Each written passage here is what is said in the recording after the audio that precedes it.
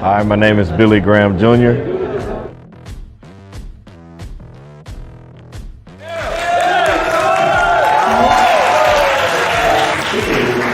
I was growing up, everybody thought I was going to be an actor. They're like, you're funny, you should go be an actor. I was like, I can't be an actor, can't you see? What is my purpose? If you're like me, I lost my purpose. I didn't know who I was. I let society put me in a box. I don't want you to be in the box anymore. Because you and you only are the one carbon copy. There is no other you. So how can you be in a box if it's only one you? So you need to steal your power back. Because we gave it to somebody. I want you to say, steal your power back. Steal your power back.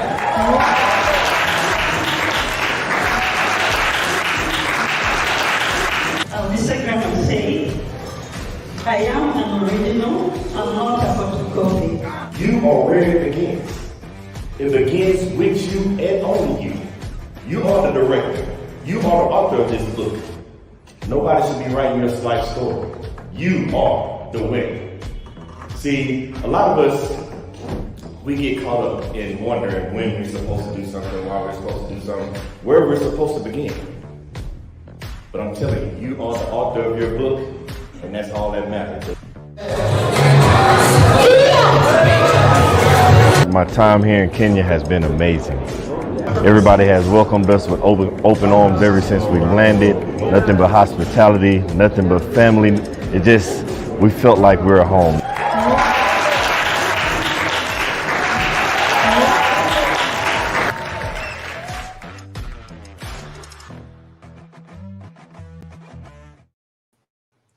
What's up? What's up? What's up?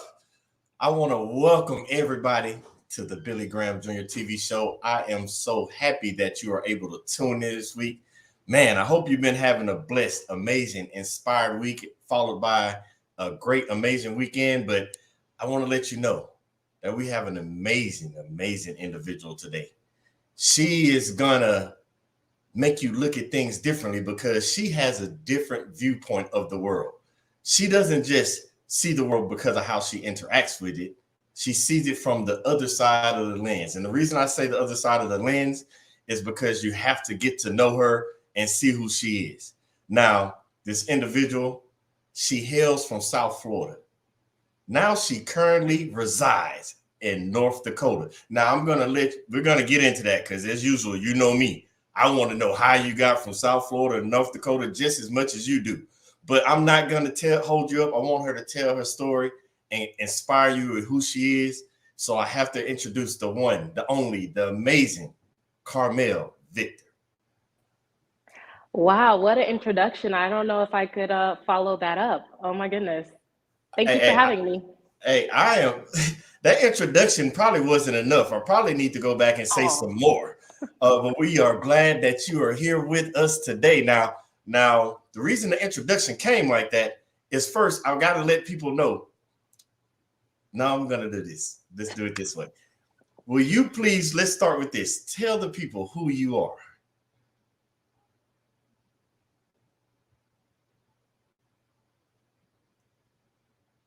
Did my sound go out again? I know I was having some issues earlier.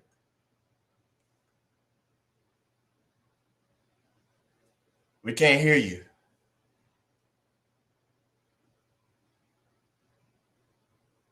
Looks like we have some technical difficulties, but don't worry. We're going to get this worked out because you gotta hear what she has to say. I will give you a snippet. She is a first generation of something. And then when I heard what she was a first generation of, I was like, wow. I've met a lot of people throughout my military career. They were like first generation something, like whether it be coming over or something like that. But she's a first generation. But I'm not going to tell the story.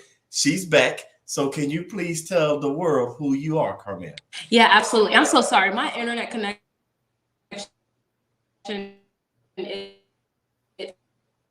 it just refuses to let me be great. But yes, so I am a first generation. I'm so sorry. Can you hear me? I can hear you now. Okay, I'm so sorry. Okay, so I'll start over. So both of my parents were born and raised in Haiti. They came to America in their 20s, and they had my sister and myself. And yeah, my sister and I were first generation Americans, first generation of our family to graduate from university. So we're very proud to be Haitian, and we're proud to even be born here because America has a lot to offer. That is amazing. So I'm glad you said that and started with that, because I am very big on breaking generational curses. And I want people to understand that curses don't necessarily have to be a bad thing. It could be a good thing, but somebody has to break it. I commend your parents for even making that journey to start a new life for themselves and you and your sister. But by being a first generation, not just American, but graduate, you're setting the bar for the next person, because nobody is ever going to cross the bar unless you set the bar, and you've already set that. But we commend them on that. But I gotta know, how did you get from South Florida to North Dakota? Okay, that is quite a question. So, I majored in broadcast communication. I always wanted to tell people stories. Growing up, I was always in the know, and I didn't like go investigating people's stories. People just always warmed up to me and just told me their business, and I loved it. So I got into this field, and the broadcast field brought me to North Dakota, of all places. So let me see if I got this straight. Not only did you graduate college first, but the whole time you were growing up, the reason I'm saying this and I'm going over this because I want people to understand, because you know how we talk about it on this show about people with their gifts, their purpose. And some people don't know what their purpose is. And something as simple as people always coming to you, you were always in the know, you knew everything that was going on. Obviously, people were sharing the information with you. You weren't, and it led you to go out and start investigating, like, I want to know more. So you were already before your time because you knew what your gift was and it led you to go to college, graduate, and get the degree. But it moved you from South Florida, where it's nice and toasty and warm, to Minot, North Dakota, where the weather gets real disrespectful.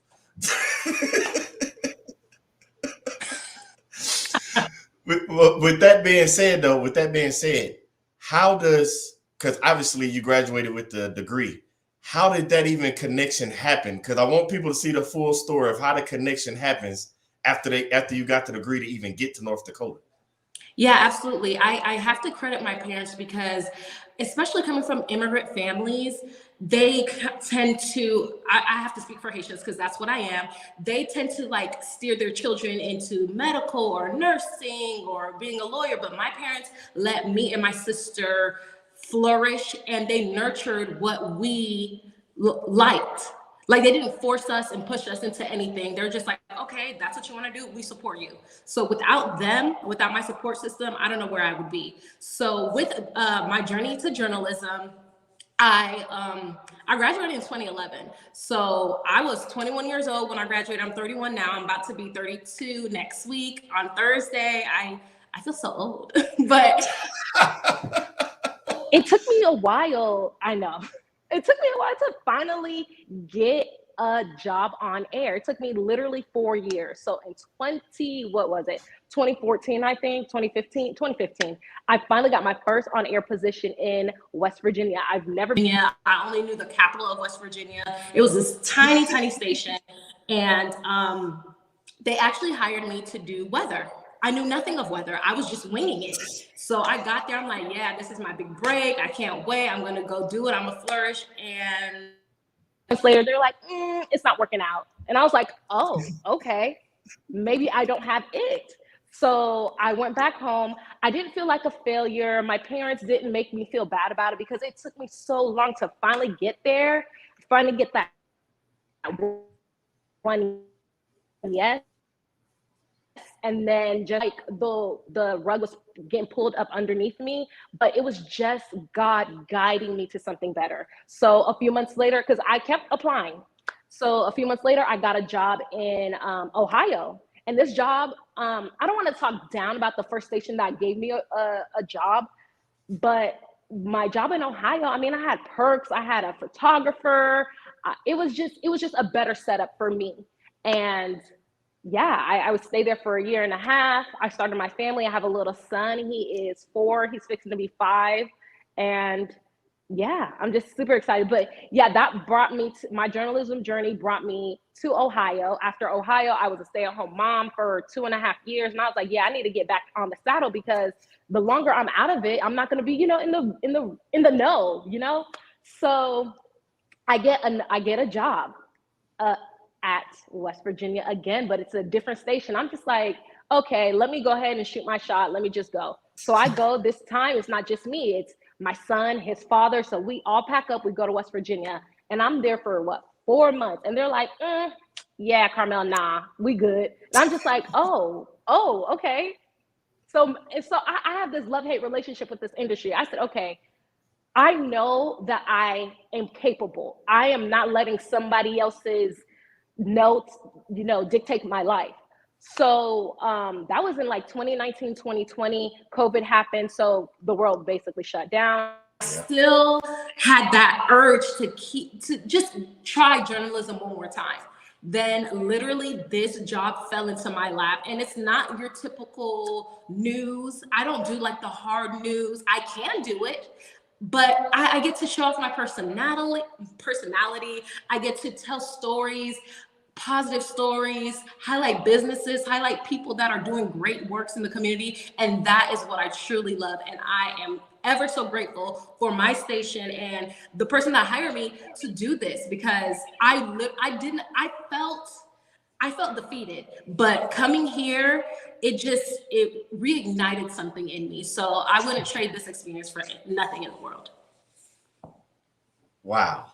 You just gave us so much, and everybody knows me. We're not even going to play around. I have to unpack everything, and I'm about to unpack it. First, I got one though, because when you said about the weather and when you were with Virginia, I was laughing inside because when I was growing up, I used to watch the weather with my grandmother every day. She loved the news, and there was 2 people I wanted to be, either the weatherman or we had this guy down here that reported in Houston, Texas, reported all the restaurants that had like bugs and rats and all that, and they called it slime and ice machine. But I was like, I need to do the weather, because in Texas, you literally have to go outside with some shorts on, an overcoat for a jacket, and an umbrella, because you don't know if it's going to be hot, cold, or if it's going to start raining. So I was like, I can do the weather because they never get it right. I can be a weatherman. That's a thankless job. But after hearing what you just said about going into journalism, I mean, when you went to Virginia, they started weather, you're like, nah, we're going to have to let you go, Carmel. It's not working out. But what I want to unpack all the stuff that you said. So parents out there, please, please, please foster the gift of your kids. Now, granted, I understand our parents want us to be safe. That's why they kind of guide us like, be a lawyer, be a doctor. They try to push us to safety because, let's be honest, the world is not that friendly to us. So they try to push us to safety. It's not that your parents don't want the best for you, but you have a vision for your life. God has a purpose designed for you. Nobody knows what it is but you, because God had the conversation with you. He didn't make it a conference call and have a conversation with your parents. So they're going to guide you into what they know. And Carmel, I'm happy that you have parents that were able to help you and your sister guide you to that journey and the next destination in your life. Now, the other part of that, when you think you've come to a point where you're completed and ready to move to the next level, things don't always happen overnight. It took Carmel 4 years before she got the first opportunity. Now, I don't want you to get discouraged. I don't want you to get down and things aren't happening in the time that you want it to happen. I want you to understand how God works. God sometimes slows things down. He slows you down for your safety, because he's in the front of you, moving people and things and objects out of your way so you can go forward. So he's actually slowing you down for your protection. That's sometimes why it takes time for the blessings to come down. Just make sure your hands are open, because if you're holding on to the baggage from the past, you're not able to catch the blessings. I'm telling you, I'm finna dissect everything you said, Carmel, because you dropped some nuggets. She said she went back home, and then all of a sudden she came back to the same place, just a different news station. Sometimes these are learning opportunities. In order to be ready, I tell my kids it's the boom moment. Whenever your boom moment happens and the blessings happen, it goes boom. They just shower you with blessings. God just dropping them on you. You have to be prepared for it. And part of that preparing is knowledge, learning, going through things. Because remember, obstacles aren't there to stop you. They're for you to go through, learn from them. There's a part of your journey. So if you wouldn't have had those 2 opportunities in Virginia, you wouldn't have been ready for that call in North Dakota. And speaking of that call, remember, you said it, not me. You have this vision for your life. Please do not get so hard set in stone that you miss your blessing that God is trying to guide you to because you're so hard set with the blinders on and not paying attention to what he's trying to show you. Because if Carmel would have did that, she wouldn't have saw this blessing that opened up for her because it wasn't in line with her normal journalism. And now she's in a place doing what? More than what she thought she would be doing, because she said it herself. She can report the news like a regular news anchor. We all watch the news. We can tell they're not being themselves. We know it's scripted. But when you're using the purpose and the gift that God gave you, he wanted you to go out there and highlight other people's successes. Sort of like this show. We bring people on because we want to show the world people like you, Carmel, so we can highlight your success, give you your flowers while you're here, and as well as let others see that they can do it just like you did it. It might go a different path, but they can do it. Now, you said you highlight different people. Can you give us some examples of the type of people that you highlight and what you do with journalism? Yeah, absolutely. So I was very new to Minot, and I did not know like lots of things that were going on. And then I saw this one person on Facebook just constantly posting about this Juneteenth thing that they're gonna have, and that's how I met Mr. Ernest. Yes. So he's one of the people we highlighted. He does great things in the community, as you know. He was one of the intricate parts of the Juneteenth block party that they had here in Minot, and then he does do lots of other things. That man has many talents. But yes, he's one of the many people that we highlight. It's amazing you said that, because I tell people all the time, if you show me your network, I'll show you your net worth. And just how you just said about Ernest being the amazing person he is, he's part of my network. He's part of your network. We're part of each other's network. Now we come together. Now you're part of my network, and it keeps building to when that time comes when somebody needs some. Oh, I know somebody that does that. This show is, and I hope everybody that's watching, if you're watching this show, people that you see are also a part of your network. You just got to reach out to them. Carmel, I don't know if you noticed, but you just became a lot of people's network. That's fine. So don't be surprised when they start hitting you up. Now, with that being said, because I noticed you said about you and your sister, and I want to touch on that for a second, because this happens so many times. We see it. We especially see it in the news when we always see the bad. Nobody ever highlights the good. Your parents fostered something for you and your sister. What direction, because you went to journalism, what direction did it take your sister? My sister actually just graduated with her PhD. Yep, last month. We're in January. So yes, last month, or was it? I think it was October. I don't know. My months are so confusing. But yeah, I'm just like discombobulated because she got married and she graduated. So yeah, she's doing big things. She something in medicine. I don't want to mess it up, but I know she's like with infectious diseases or something. She's the sciencey one. Wow. I did not know that. I was asking that just to see, because your parents already set up breaking generational courses. Then they handed the baton off to y'all. First generation American citizens, graduates, and now a first generation doctor.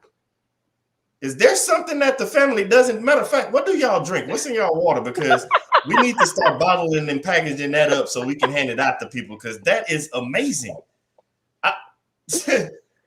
I was about to go somewhere else with that, but let's go here. Let's go here, because you said she's married, you got your kids. I was just dropping that because I want parents to understand that you have to do this, because it might be journalism for Carmel, but you as a parent, as you can see from Carmel's parents, you're the first journalist and news reporter that your kids get to meet. All the news and information that they learn about the world, about themselves, about their culture, it comes from you. Carmel just took it to a step level, and she didn't just give it to her family. Now she's giving it to the world. Now, I did catch the clip of you when you first started, when y'all were sitting in the chairs on the stage, you and the rest of your team, and they were welcoming. Yeah, we caught that. That was amazing. Now, I want to understand, and I want to ask you this question because many people, especially after COVID, we're all going through a rough time. People are bouncing back. They're getting into new environments, whether that be starting their own business, joining new companies and organizations. As a journalist that comes in to a platform that's already established, what is some advice that you would give when you're walking into the door and you're the new person, but you have all these gifts and talents? You don't want to overshadow anybody, but at the same time, you don't want to dim your light because it's meant for you to shine. So how does a journalist who's known for talking and bringing people together, how do you walk into a situation like that? I would say become a sponge, understand what you're walking into, because sometimes I could have been walking into a toxic environment, but thank God I did not. Everybody I work with, I love them dearly. And I was able to learn from them. I was able to pick up different things from each person. So just be open, be yourself, but don't try to do too much, if that makes sense. So basically, always keep your mind open because you always can learn more. You can become better. I hope everybody's catching this. Just because you at a certain level when you think you're the best, you still have to keep working to become better and better every day. If you're not every day trying to do your best to be better than you were yesterday, then you're not going in the right direction. And I want everybody to understand that. That doesn't mean that work.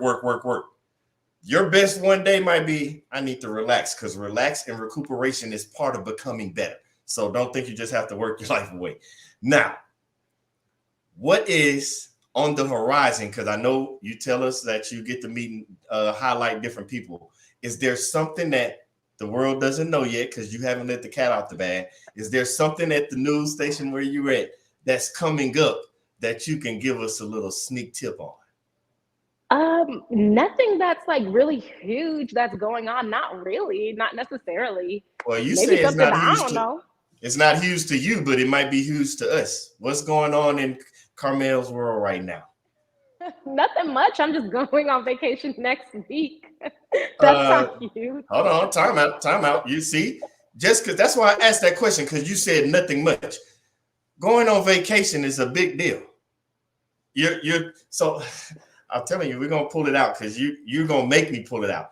Going on vacation is a big deal. Remember, I just talked about rest and recuperation. I want people to understand that when you're going away, doing your thing according to living in your purpose, using your gift, there is times where you have to go back and do it. Because are you going on vacation by yourself? No, I'm going with my son and his father because it's our birthdays. Because my son and I are like 2 days apart. He's born on the 18th. I'm born on the 20th. So we just celebrate together. You didn't think that was a big deal, but I want people to understand how important that is. You're first generation. In order to keep teaching and bringing your family along, I was guilty of this. And I try to teach people not to do this. Throughout my military career, I was work. I would squeeze family time in, but I did not always give 100% to the family time. I might have been on family time still, like checking the phone, sending an email. But I asked you that question because you have something coming up and you're taking a break, not just for yourself. I know it's birthdays and all, but people need to understand that you have to take that break. Now, we're going backwards a little bit because we got ahead of the audience and I don't want them to miss this point. First generation American coming to Haiti. You're in South Florida. What does that upbringing look like? Because you said your parents were always helping and pushing and all that. For people like myself who recently started to learn, because I wasn't always like that. I was like, hey, kids, we got to do this. I might even saw their gift, but I would push them and their gift in the direction I thought the gifts should go. As a first generation, and you have your parents that are pushing you and helping you along the way, can you tell us all about that upbringing that you and your sister received so we can learn it? Because we can remember you said like a sponge, so we can learn to not just be better people, but be better parents as well. Yeah, absolutely. One thing that I truly enjoyed about my upbringing is how much my parents stress education. Education in Haiti it's not like it is here. Like it's basically a luxury, and it's only a luxury for people who have money. My father didn't go to high school because his parents couldn't afford it. My mother didn't go to high school in Haiti either, but when they came here, there was a whole bunch of programs that they were able to do. My mother's a CNA. My dad, he works for the city of Palm Beach Gardens. And yeah, so they were able to do well for themselves when they got to America. So they of education for me and my sister. And they also, just because we were in America, they were like, honey, you still Haitian, sweetie. So we celebrated all the Haitian holidays, like January 1st. You already know we eating soup jumeau. And basically soup jumeau is a pumpkin soup. And for those who don't know, Haiti was the first Black free country, basically. So when we were enslaved, when my ancestors were enslaved, their masters, I guess you could call them, they were forced to make this soup for them, and the slaves were not allowed to eat it. So they gained their independence on January 1st. So every January 1st, we eat the soup. So yeah, we eat soup jumeau. We eat, May 19th is Haitian Flag Day. So already, I always have my Haitian flags. I have a Haitian flag mask. And yeah, so I am American, but I am Haitianized, I guess, if you will. Americanized Haitian. Yeah. You just taught me something. So on January 1st, when everybody else is celebrating New Year's, Haitians are celebrating their freedom. Yes. Wow. That's something new to me. I knew about May. I knew about that and everything, but that is something amazing. And the way your parents did it, and the reason I'm processing stuff in my head as well. You're fine. I want people to understand that you can have the American culture, but you also have to teach the culture from where you're from as well, where your ancestry come from. Because my mom and dad are always big that if you don't teach history, it's bound to repeat itself in some form or another. And I want people to understand that throughout your life, you might be going through something and you're like, man, this is crazy. And you most likely aren't the only one that went through it, but it's because you don't know about your history or your past, your heritage, to understand that. Man, your parents did an amazing job, because even though y'all have, what did you call the food again? How did you say it? Soup jumeau. So it's basically pumpkin soup. Pumpkin soup. See, me and mine, we got to have some black eyed peas, some greens, cornbread, like that. You want to start the new year, you better bring them black eyed peas out. I don't remember the last time I went without black eyed peas on New Year, even if I was by myself and had to cook a pot for myself.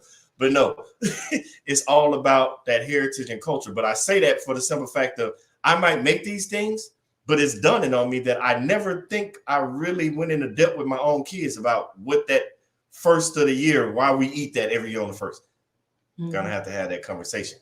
But thank you for bringing that up. Okay, so you just told us about your mom and dad your dad not being able to go to school because he had to pay for it. In Haiti, they have to pay to go to high school?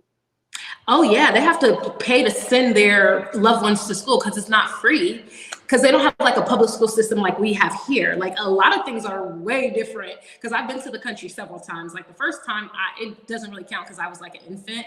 And then when I went back when I was 17, like my mind was blown. I'm just like, wow. It was just amazing to see where my mom came from, where my dad came from, and like how they are successful. And they had nobody here. They barely spoke the language.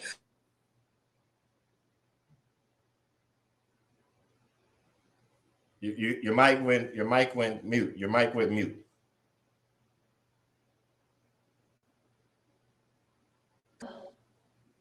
Can you hear me? I can hear you now. Okay, perfect. So when my parents came here, they didn't even know the language. And every time I got a no or a door slammed in my face, I'm just like, my parents did not immigrate here just for somebody to tell me no and for me to accept that. So that's why. Tell everybody that again. Tell everybody that again about the door shit. I don't know if I can say what I said because I talk so much. About saying no at the door shit. Yes. So I just know, like, just seeing my parents coming from basically nothing, not knowing the language, coming here and were able to, be established and raise my sister and myself. I know they did not immigrate here to this country just for somebody to tell me no and for me to accept that. So that's why I never accept no for an answer. And they just taught me resilience. Like, even if somebody says no, I already know somebody else gonna say yes. I might be your no, but I'm gonna be somebody's hell yes in the future. Yeah. So that's fine. Ooh, I like that. I'm gonna have to put that on the shirt. I might beat your no, but I'm gonna be your someone's hell yes. Ooh, that is amazing. And we want to thank Sherry and everybody else for tuning in. Man, we appreciate y'all. I hope y'all are catching this content. Tim Roberson talking about, you see the emoji, you dropping that fire, you bringing the heat. So, man, let me unpack that right quick. So you just said your parents did too much for you to allow somebody else to tell you no, that you can't do something. And man, I say it all the time. When you're not doing what God wants you to do, first, you're being disrespectful to God. And second, you're being disrespectful for the people that fought and pushed and that believe in you and know your abilities. There's nobody that can tell you no. For every 50 no's you get, there's going to be one yes. It could be 100 no's. You're going to keep pushing for that one yes, because your opportunity could come. Who knows? The time you give up, the next person you talk to could have been your yes.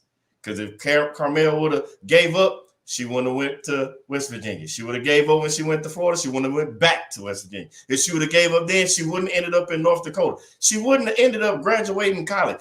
Her sister wouldn't have became a doctor. The people, do not let those no's stop you.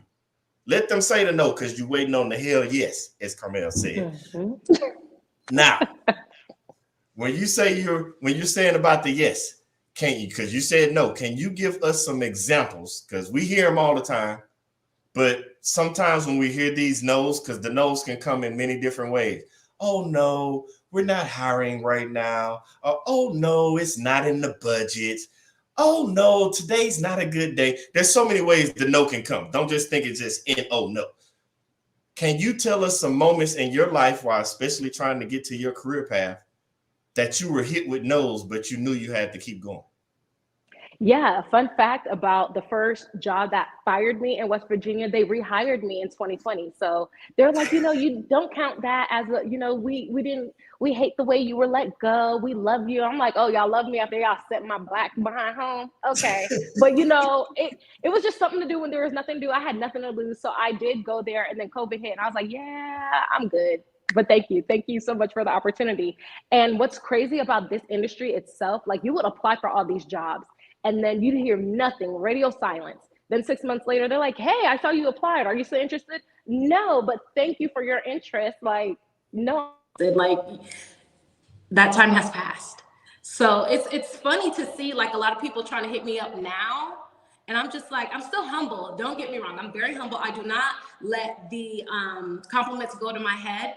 So I try to stay grounded. My parents do a very good job of that.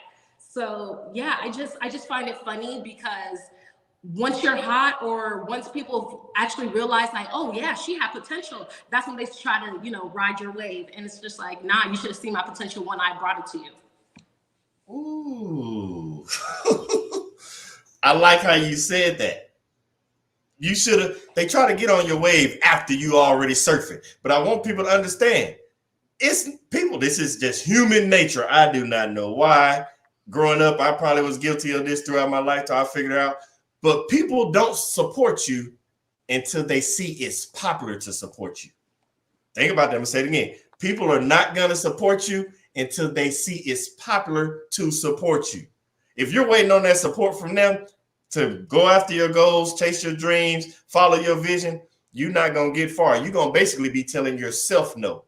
You're allowing others to dictate you and how you feel about yourself, because they don't support you. So you start telling yourself no. You start doubting yourself. And I'm just here to let you know, besides fear, doubt is the biggest dream killer. So stop. Don't doubt yourself. Don't let those no's, because you heard what Carmel said.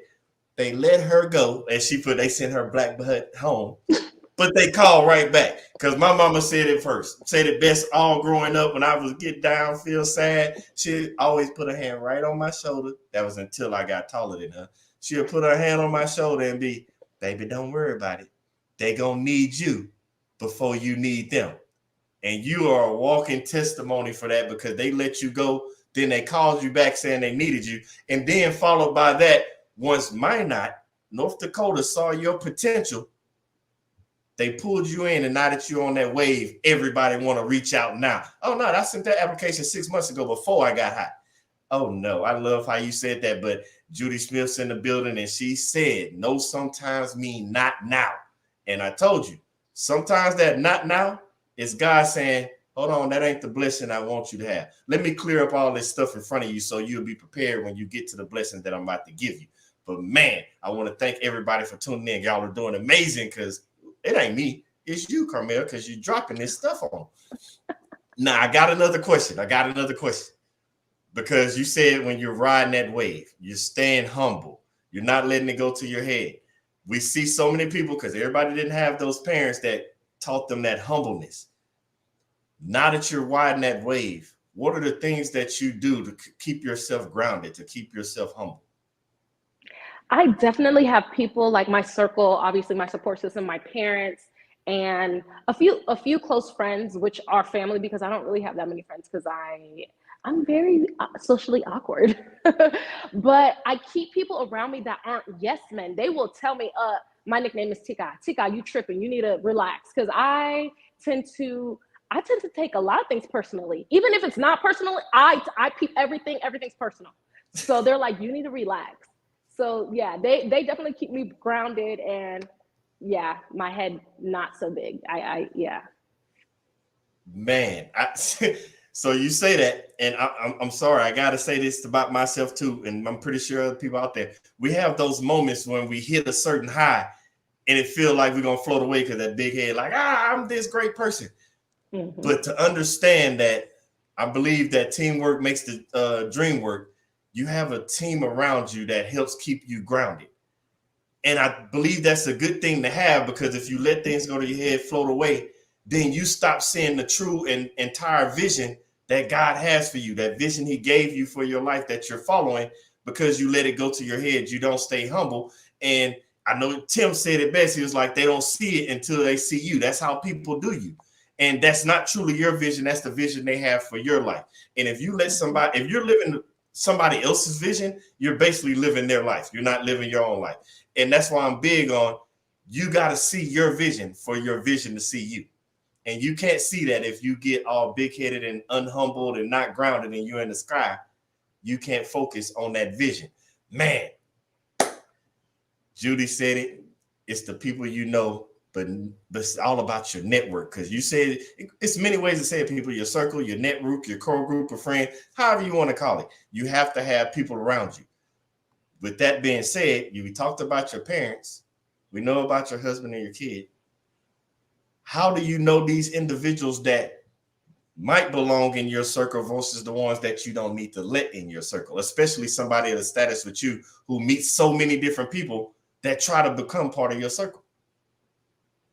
Honestly, I feel like everybody is genuinely and inherently good. However, you could tell the people who just want to be around you just because.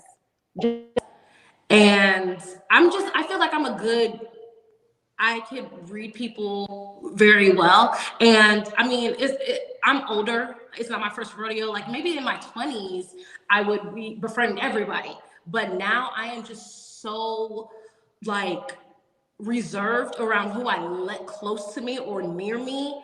I just, sometimes you gotta keep people at an arm's distance. That's not to be like rude to people, but be cordial. And everybody ain't your friend, and everybody don't have to be your friend. You know what I mean? And everybody's not gonna like caramel. Some people like milk chocolate, so it's okay. Ooh, you said something. You said two things.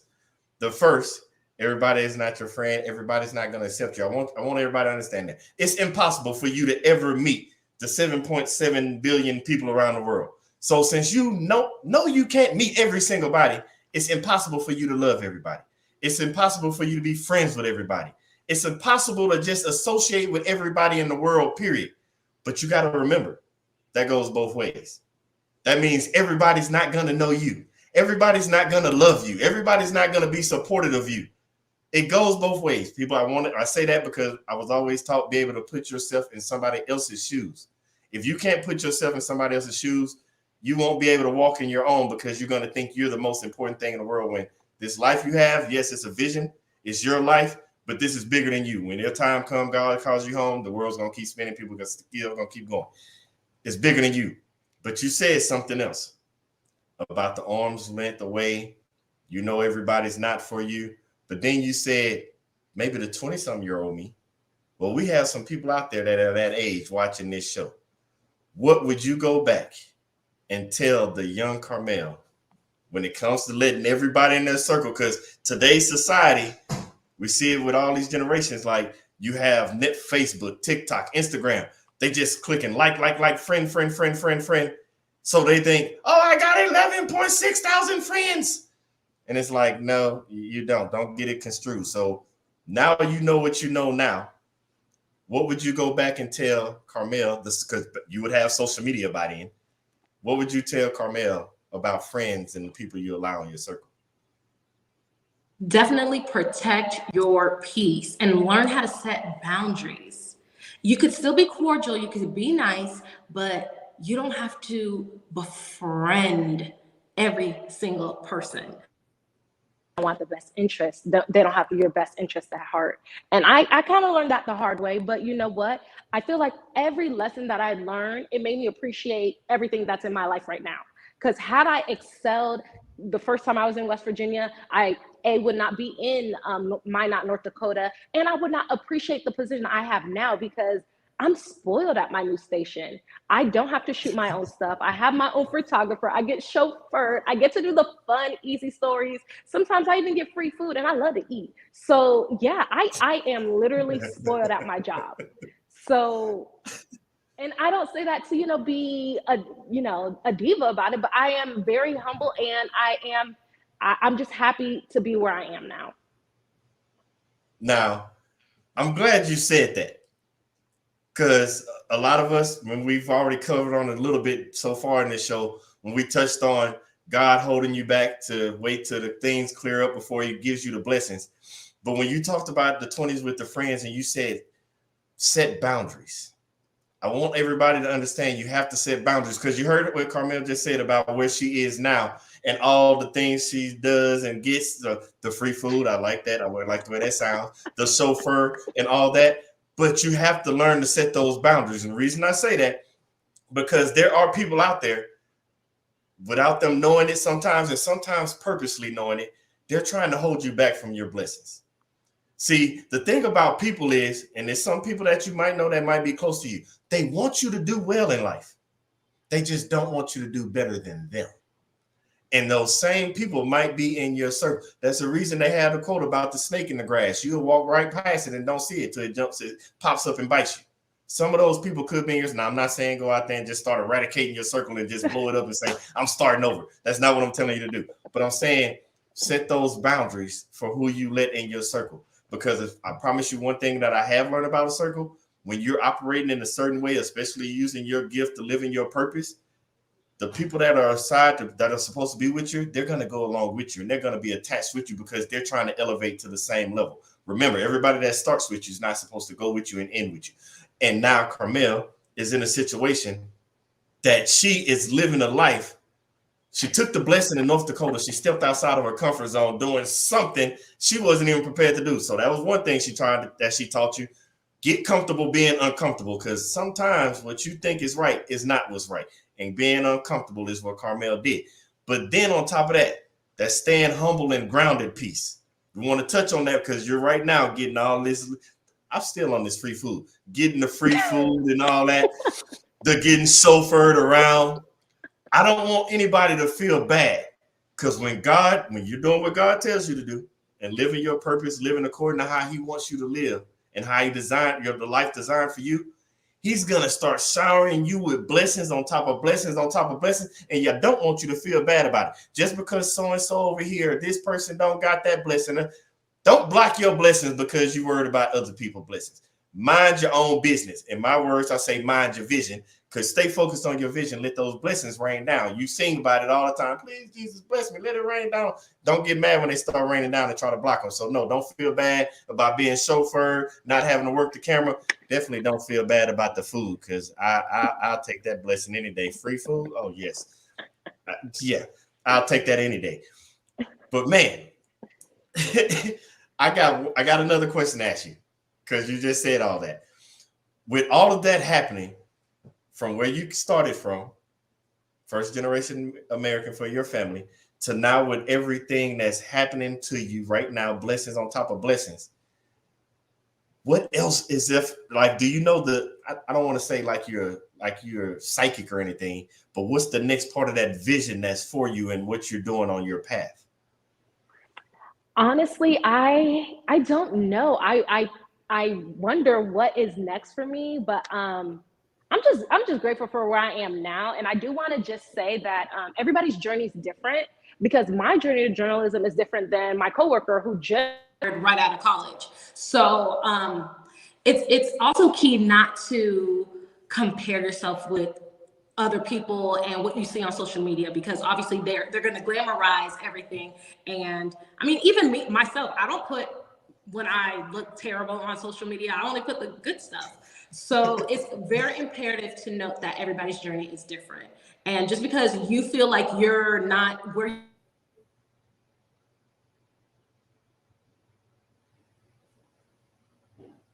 Your sound, it went out again. my Okay, my I can hear technology. you. I don't know why I kept doing that, but yeah, it's okay if you're not where you want to be, but you will get there when your time is right. It might not be the time you want, but God's timing is always perfect, and that's what I had to learn. I like how you put that. God is always on time. It might not match the time that you say, but he's always on time. And please, you said it best. Everyone, just because you saw, I'm the same way. I don't just post a picture. I'm not one of those people that be like, woke up like this. Because if I took a picture and posted it on Instagram and social media, what I look like and woke up looking like, y'all probably will stop being friends with me. So no, people, when they post those pictures and showing you their life on social media, 9 times out of 10, 10 times out of 10, they're showing you the good side. They're not showing you what they went through to get there. They're not showing you the hurdles they had to go over, the obstacles that they had to go through. So don't compare yourself to others. It's always you versus you. Remember, we said it at the beginning of the show. Every day, you're supposed to try to be better than you were yesterday. I didn't say be better than the next person or this person was. Just you're supposed to be better than you were yesterday. Now, along the way, you are going to meet people that you can network with, as Carmel said. Those people are soak it up like a sponge, because that's you becoming better than you were yesterday. Now, with that being said, you said something. I asked you about what the future holds, and I want people to really understand this. And she was like, I really don't know. I'm enjoying the space I am now. I want everybody to understand how this works. You make plans for the vision that God gave you. I call it go with the wind, because I'm to the point now. I used to be so forceful with trying to make things happen according to how I wanted to happen, and it never worked out. That was what I look at it as. That's God's way of laughing at me for me trying to tell him what I was gonna do. Don't work like that. So I understand what you're saying, Carmel, because I kind of just go with the breeze. I do what I'm told to do according to the vision he gave me, and then it's like, oh, you want me to go that way? All right. And then I get up and go, because that's where he told me to go. But until then, I don't force it. And I say that because it's funny, because I tell people all the time, rest when you need to rest. And I say that because one time I was sitting around and my kids was like, Dad, it's been a couple of weeks. We ain't really seen you do no work. And I'm sitting there like, well, I did what I was supposed to do up until this point. I followed the plan God gave me. And now I'm just kind of waiting to see, like, he ain't told me to do nothing else. And after that 3 weeks, 2 or 3 weeks, all of a sudden the blessings started raining down, and I haven't stopped moving since. And I was like, I get it. You set me down for 3 weeks because you was like, you need to take a break because it's going to be a while before you get another. I say that because of this. We talked about everything that's going on with the pandemic, with COVID. Our heart goes out to all the loved ones that were lost, the families that are still rebounding and are going through it still. But that moment when you have to sit down and take that break, that God probably holding you back saying, I need you to do this to get ready for this. When Carmel when West Virginia sent her black butt home, and she said it, and she had to go stay with her parents. When she was up in Ohio with her husband and her kid, and it was like 2 years going by, and I'm like, I got to get back out there. That was God saying, sit down, relax, calm down. Because when I get you to go in and rain these blessings down on you, you're not going to stop moving. And last time I checked, ever since you got to North Dakota, have you stopped moving? Nope, I have not. It's not rocket science, everybody. This is how he actually works. The problem is we try to read too deep into it and make it about us. Remember, I told you it's bigger than us. Remember, I talk about gifts. Your gift is meant for you to give away. Carmel is on the news. She's giving her gift away, talking, investigating, showing highlights. That's her using her gift to live in her purpose, giving it away because it's bigger than you. And that's why you haven't stopped moving. And since you haven't stopped moving, that leads me to my next thing. How do you, because you're in the face, you're the face of like you're out there social life, you're not in a cubicle, people see you. How do you juggle all this with your personal life as well? That's a great question. I struggle with work-life balance because I'm constantly checking emails, constantly like checking Facebook messages because I don't want people to reach out to me and I'm like, oh, I'm off the clock, so I don't have to answer because I feel like that's rude. So it's a balancing act. It definitely is because my son doesn't want me on the phone. Zach definitely doesn't want me on the phone. So I'm trying to find a space where like, okay, an hour is just for family. And then after that, you know, I could hang out with my phone. However, I know weekends, I just feel like weekends are our time. So that's why I just, you know, hang out and I just stay in because I'm always out and about in the community during the week. So I just stay home all weekend long and then I just recharge for Monday. See, I asked that question because a lot of us have that work-life balance thing. And so many people try to stress themselves so thin. And I used to do this where you're balancing it so much that you end up not neglecting one, but you end up neglecting all. And I want everybody to understand you have to find that balance. If you're married, if you got kids, you might need to sit down and find those compromises. Like Carmel just said, that hour here, the weekends here. You have to find that compromise because if you don't, you take the chance of losing it all. And you don't want to do that after God has gave you all these blessings. Now, before I go any further, I got to know because I got to ask this question. I ask it to everybody. Can you give us, the viewing audience, we want to know it could be anything you want, nuggets, advice, words to live by. I know I'm putting you on the spot. I told you I wasn't going to tell you about this part. Putting you on the spot. What is something that you would tell us, the viewing audience, something from Carmel, whatever it would be, to help us not just achieve our greatness and live in our purpose, follow our dreams, but get to the success that we want for our life? Wow, that's a loaded question. I know. Definitely believe in yourself. However, you still have to make moves or make sure you're going in the direction to be able to see your dreams come to fruition, if that makes sense. I don't know what I'm trying to say. Say like it's okay to wish and hope, but you have to actually put some action behind that. I like that. First, I like the first one. Believe in yourself. Because I'm sorry, if you don't believe in yourself, nobody's going to believe in you. It's like having value. If you don't value your value, then your value is not valuable.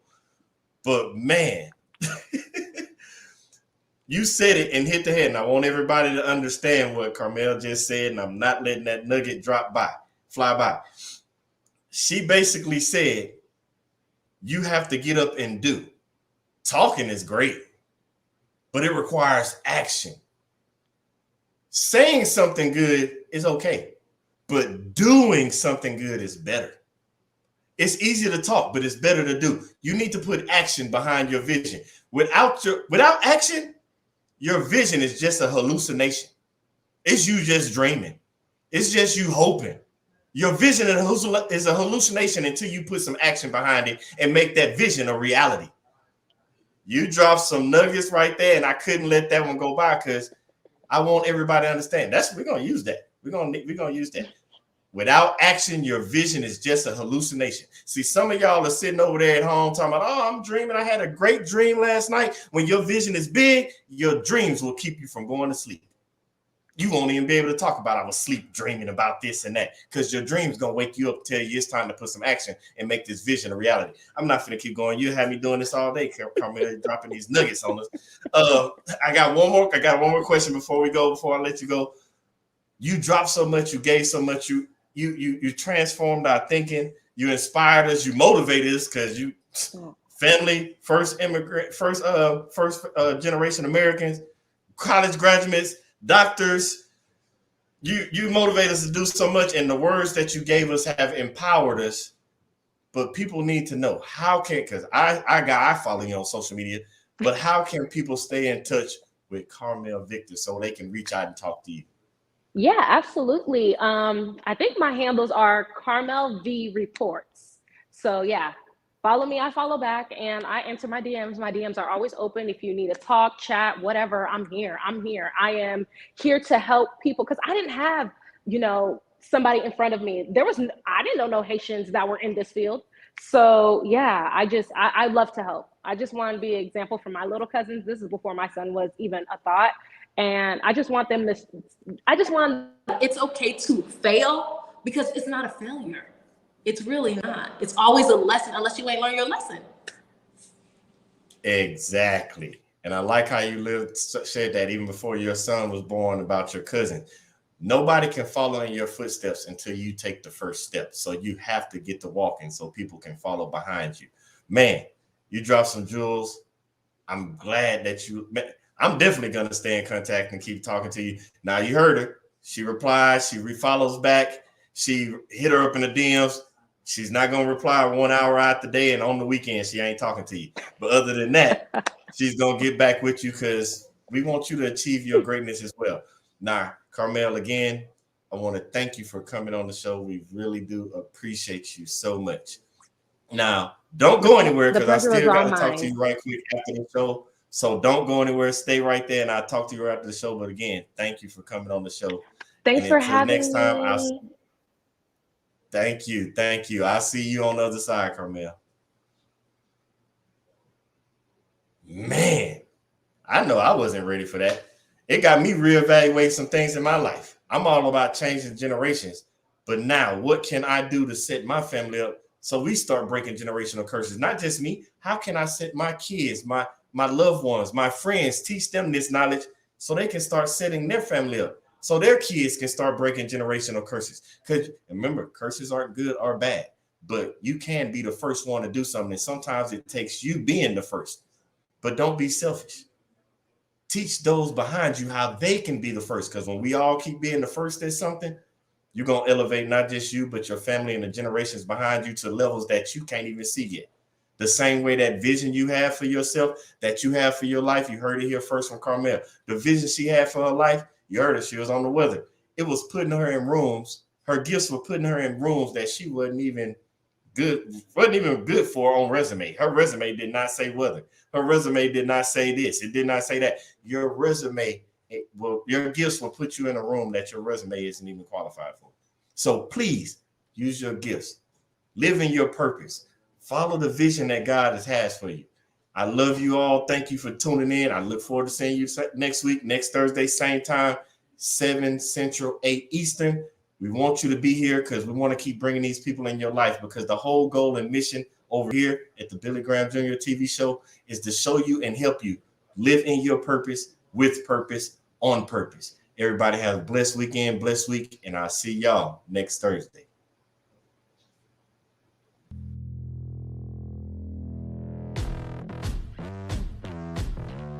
Hi, my name is Billy Graham Jr.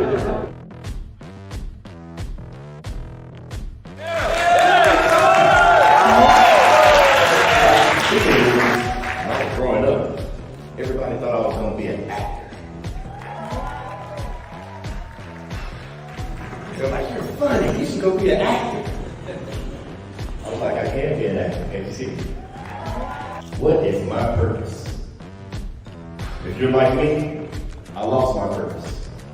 I didn't know who I was. I let society put me in a box. I don't want you to be in the box anymore. Because you and you only are the one carbon copy. There is no other you. So how can you be in a box if it's only one you? So you need to steal your power back. Because we gave it to somebody. I want you to say, steal your power back. Steal your power back.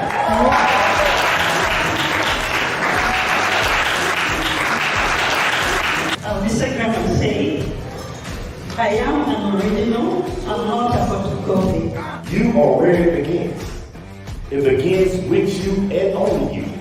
You are the director. You are the author of this book. Nobody should be writing your life story.